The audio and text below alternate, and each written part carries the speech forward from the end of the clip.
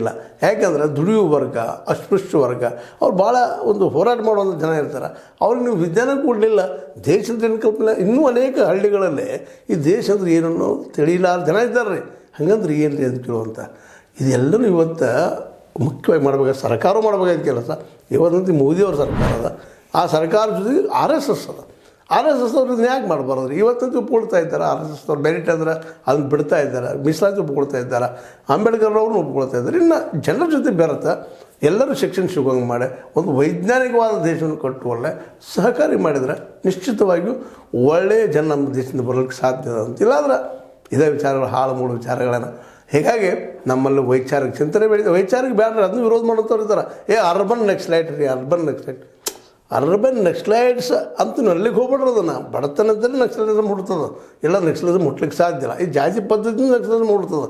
ಜಾತಿ ಪದ್ಧತಿನ ಯಾಕೆ ಮಾಡ್ತಾಯಿದ್ದಾರಪ್ಪ? ಮೇಲ್ಜಾತಿ ಅವ್ರಿಗೆ ಮದುವೆ ವಿಷಯದಲ್ಲಿ, ಮತ್ತೊಂದು ವಿಷಯದಲ್ಲಿ ನಾವು ಹುಟ್ಟಿನ ಸುಲಭವಾಗುವಂಥ ಜಾತಿ ನಮ್ಮನ್ನು ಹುಗಿವರೆಗೆ ಅದು ಸುಳುವರೆಗೆ ಬೆನ್ನು ಹತ್ತಿ ಬಿಡ್ತದೆ. ಹೀಗಾಗಿ ಇಂಥ ಸಮಸ್ಯೆಗಳು. ಇದಕ್ಕೆ ಏನೋ ಇವತ್ತು ವಿಭಾಗಾಧಿಕಾರಿ ಅದು ತಹಶೀಲ್ದಾರರು ಏನೋ ಮುಂದೊತ್ತು ಮಾಡಿದ್ದಾರೆ. ಆದರೆ ಅದು ಪ್ರೀತಿಯಿಂದ ಬರಬೇಕು ರೀ, ಹೃದಯಾಂತರಾಳದಿಂದ ಬರಬೇಕು. ಅದಕ್ಕೆ ಏನು ಮಾಡ್ಬೇಕಾಗ್ಯದ?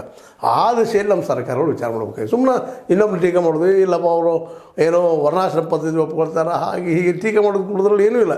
ಇವತ್ತು ಭಾಳಷ್ಟು ದಲಿತ ಸಂಘರ್ಷ ಸಮಿತಿಯವರಾಗಿರ್ಬೋದು ಅಥವಾ ಹಿಂದುಳಿದ ಸಮುದಾಯಗಳಾಗಿರ್ಬೋದು ಇದನ್ನು ಮಾತನಾಡ್ತಾ ಇರ್ತಾರೆ. ಅವ್ರು ಟೀಕೆ ಮಾಡಿರಿ ಏನು ತಪ್ಪಿಲ್ಲ.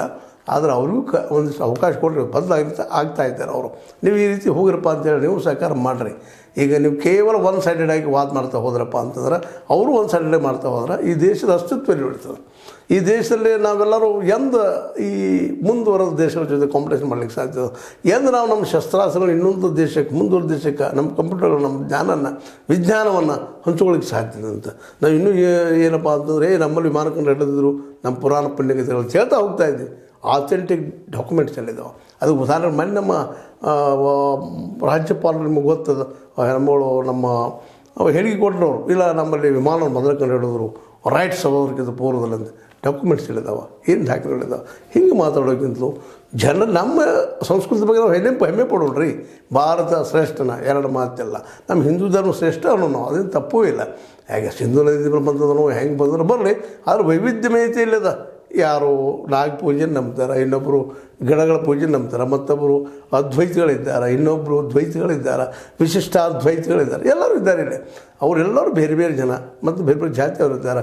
ಜಾತಿಗಳಲ್ಲಿ ಸಾವಿರಾರು ಜಾತಿಗಳಿದ್ದಾವೆ. ಅವರೆಲ್ಲರೂ ನಾವೆಲ್ಲ ಒಂದು ವೈವಿಧ್ಯತೆ ನೆನಪಿಸ್ಕೊಳ್ತಾರೆ. ನಾವು ಒಂದು ಅನ್ನುವಂಥದ್ದು ವೈಜ್ಞಾನಿಕ ಟೆಂಪರ್ ಯಾವಾಗ ಬೆಳೆದು ಅಂತ ಇಲ್ಲಾಂದ್ರೆ ಇಂಥ ಘಟನೆಗಳು ಆಗ್ತಾನೆ ಇರ್ತಾವೆ. ದೇವದಲ್ಲಿ ಪ್ರವೇಶ ಕೊಡಲಿಲ್ಲ ಈ